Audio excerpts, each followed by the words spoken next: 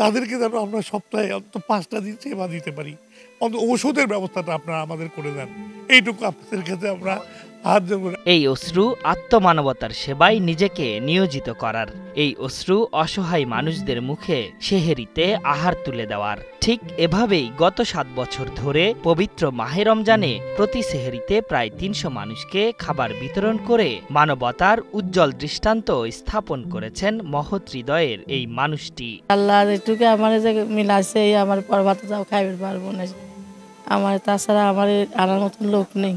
সম্ভব কেউ আইনি খাবেই, কেউ খাবিলায়। আসলে এই জিনিসটা করা খুব ভালো। ইফতারি সবাই দেয়, কিন্তু সেহেরি তো এরকম দেয় এরকম চোখে পড়ে না। তো সেহেরি দেওয়াটা এটা আসলে একটা মহৎ কাজ। রাতের অন্ধকারে নিজ বাড়ির আঙিনায় ইটের চুলোয় খড়ির আগুনে তৈরি হচ্ছে পবিত্র মাহে রমজানের সেহেরির খাবার। এই কাজে মাহবুব সহ স্বেচ্ছায় শ্রম দিচ্ছেন ১০ জন। তাদের অক্লান্ত পরিশ্রমে সেহেরির সময় দুমুঠো স্বাস্থ্যসম্মত খাবার পাচ্ছেন রোজাদাররা। মানুষের খাওয়ালি পরে কত যে উপকার, আল্লাহর কাছে সোয়াব পাওয়া যায়। রোজার মাসে মানুষের খাওয়ালি পরে সেই উপকার। এইগুলোর মধ্যে সবচেয়ে উত্তম কাজ হলে মানুষকে খাওয়ানো, মানুষকে যে খাওয়ায়, মানুষকে যে দান করে, মানুষকে যে ভালোবাসে, আল্লাহ তাআলাকে তাকে ভালোবাসে। ২০১১ সাল থেকে ফাউন্ডেশনের স্বাস্থ্যসেবা কার্যক্রম শুরু হলেও ২০১৯ সালে করোনা মহামারীর সময় থেকে সেহেরির খাবার বিতরণ কার্যক্রম শুরু করেন তিনি। মাঠের অলরাউন্ডার আমি, আর ঘরের all rounder Tilex. Tilex toilet cleaner, clean মানেই টাইলক্স। প্রথম বছর প্রতিদিন ৩৫ প্যাকেট খাবার বিতরণ দিয়ে এই মানবিক কার্যক্রমের যাত্রা শুরু হয়। এখন প্রতিদিন ৩০০ মানুষের জন্য তৈরি হচ্ছে খাবার। নিজেদের টাকায় ৩৫ প্যাকেট খাবার আমার মনে আছে।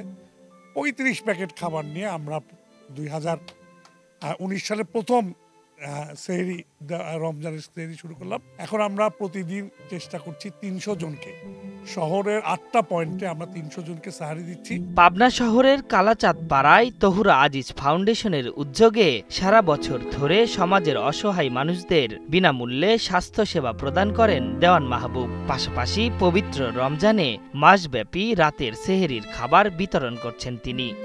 যাদের আসলে কেউ নাই, যাদের সবাই ছেড়ে চলে গেছে, একটা চিকিৎসা করার ক্ষমতা নাই, তাদেরকে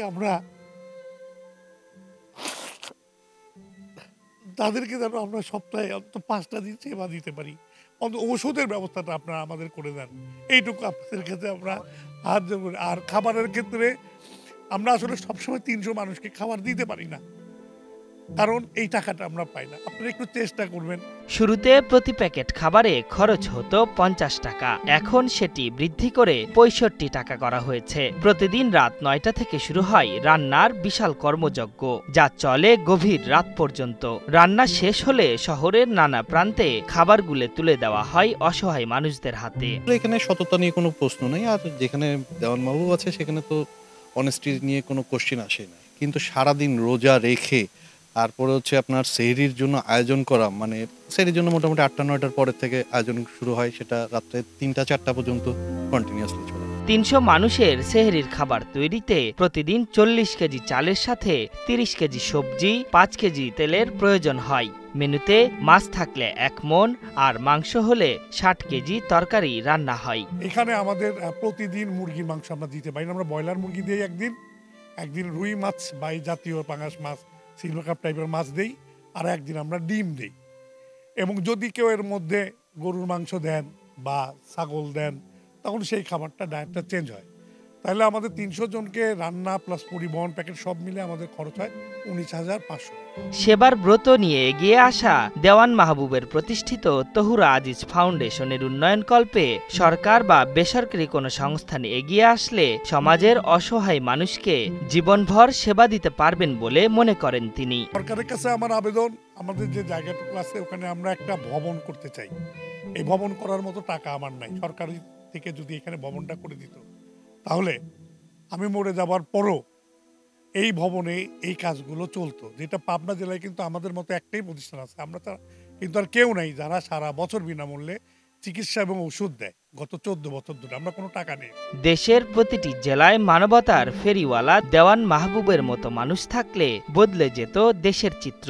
অসহায় গরিব দুঃখীদের কথা ভেবে নিজেদের আত্মনিয়োগ করবেন বিত্তশালীরা, এমনটাই প্রত্যাশা সকলের। আশরাফুল ইসলাম, ৭১।